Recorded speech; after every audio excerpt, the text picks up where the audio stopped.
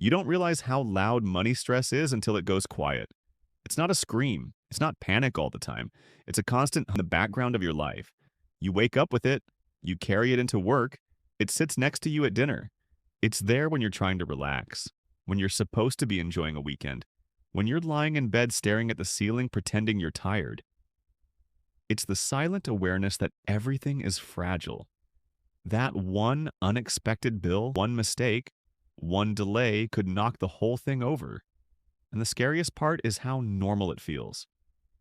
You tell yourself this is just adulthood, This looks that everyone incredible. feels You this really way, outdid that yourself. being Time stressed to about dig money in. is just the price of being responsible.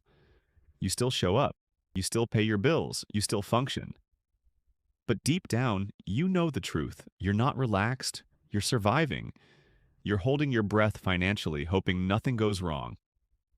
My name is Salvo, and I spend an unhealthy amount of time thinking about what actually changes in a person's life once financial crisis disappears. Not when they get rich, not when they make it, but when that constant state of financial emergency finally ends. Because when that pressure lifts, everything changes. Not just your bank account, your behavior, your confidence, your decisions, your entire relationship with life itself. Most people think financial crisis is about not having enough money. It's not.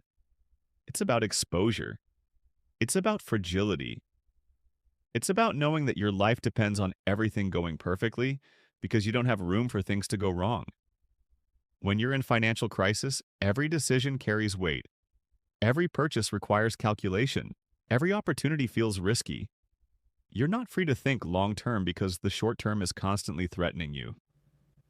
That's why getting out of financial crisis doesn't just improve your finances. It rewires your nervous system. When you're financially stressed, your brain is stuck in survival mode. You make decisions based on urgency, not strategy. You choose the fastest relief instead of the best outcome. You avoid risks that could help you long-term because you can't afford short-term discomfort. Even good opportunities feel dangerous when you're stretched thin.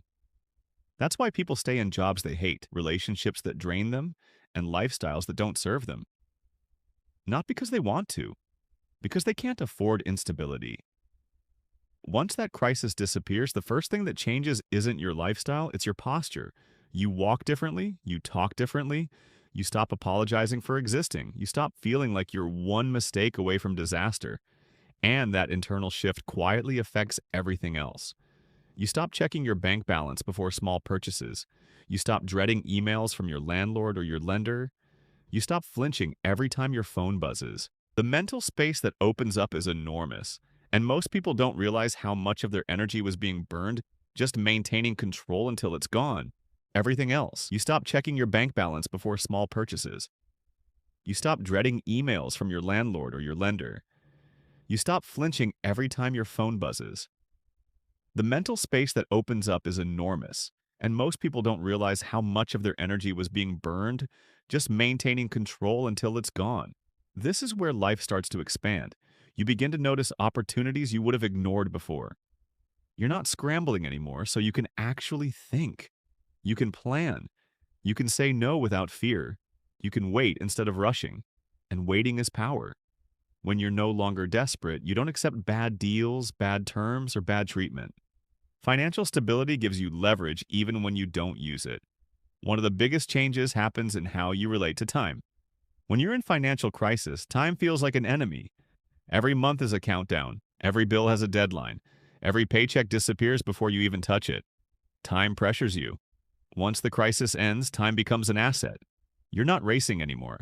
You can delay gratification, you can invest, you can let things compound instead of forcing outcomes. This is when long-term thinking becomes possible. People underestimate how much money stress distorts their identity. When you're constantly worried about survival, you start shrinking your expectations.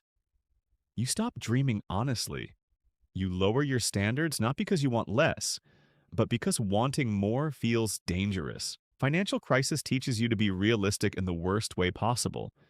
It convinces you that peace, choice, and stability are luxuries meant for other people. Removing financial crisis breaks that illusion. Suddenly, you don't feel guilty for wanting more out of life. You don't feel irresponsible for planning ahead. You don't feel foolish for thinking bigger. Because now you have proof. Proof that your life doesn't fall apart the moment something unexpected happens. Proof that you can absorb shocks. Proof that you're not fragile. And fragility is what controls people. When you're financially fragile, you're easier to manipulate. You tolerate bad bosses. You stay quiet when you should speak up. You accept stress as normal. You convince yourself that burnout is just part of success. Financial crisis doesn't just take your money, it takes your voice. When that crisis ends, your confidence isn't loud, it's calm. You don't need to prove anything. You don't need validation. You're not posturing. You're grounded. And grounded people make better decisions. Another change most people don't expect is how relationships shift. Money stress leaks into everything. It makes you irritable, defensive, distracted. It turns small disagreements into major conflicts. It makes you feel isolated even when you're surrounded by people. When financial crisis disappears, relationships soften. You listen better. You're more present. You stop snapping over small things because your nervous system isn't overloaded anymore. Even your health improves. Chronic stress is expensive. It drains sleep. It weakens focus. It shortens patience. People underestimate how much financial pressure contributes to anxiety, fatigue, and burnout. When that pressure lifts, your body finally gets permission to rest. You don't just sleep longer, you sleep deeper. You don't just relax more, you recover. This is why getting out of financial crisis often feels like life suddenly speeding up. Not because time moves faster, but because you're no longer exhausted just existing. You have energy again, and energy is the foundation of everything meaningful. At this point, people often assume the next step is luxury. It's not, it's alignment. You start spending money in ways that actually match your values instead of reacting to fear.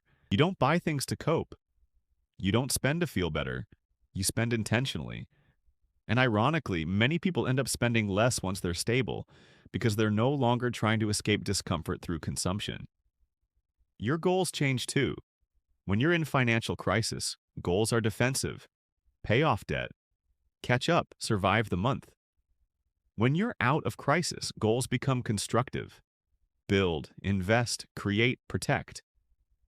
You start thinking about the future version of yourself instead of just putting out fires.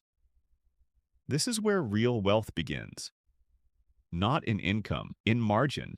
Margin is what allows you to make mistakes without consequences destroying you. Margin is what allows you to try again. Margin is what allows growth to compound. Without margin, even high income feels stressful. With margin, even modest income feels powerful. And here's the part people rarely talk about. Once financial crisis is gone, fear loses its authority. Fear still exists, but it no longer runs your life. You don't avoid growth because of worst-case scenarios. You don't sabotage opportunities because of imagined risks. You can evaluate choices rationally instead of emotionally. And that alone separates people who stay stuck from people who move forward. This doesn't mean life becomes perfect. It means problems become manageable. When something goes wrong, it's an inconvenience, not a catastrophe. That difference changes how you experience reality. You stop feeling like the world is happening to you. You start feeling like you're participating in it. And that shift shows up everywhere. In how you negotiate, in how you plan, in how you show up for others, in how you see yourself.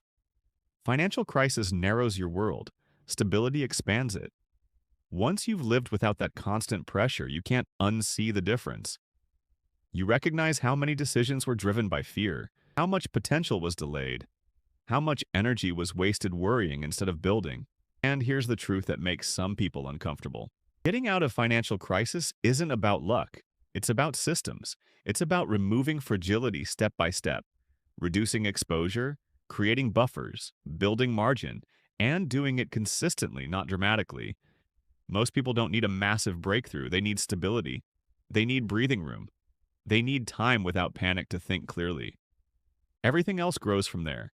That's why the moment financial crisis ends is the moment life actually starts to feel intentional. You don't feel rushed. You don't feel trapped. You don't feel behind. You feel capable. And that feeling changes everything. Because once you experience life without constant financial stress, you stop chasing money for status. You stop comparing yourself to others. You stop confusing wealth with noise. You start optimizing for peace, for control, for resilience. That's the real transformation. Not a bigger house, not a flashier lifestyle, not freedom on paper, but a life where money is a tool instead of a threat. And once you reach that point, you don't measure success by how much you earn. You measure it by how calm your future feels. And that's when everything truly changes.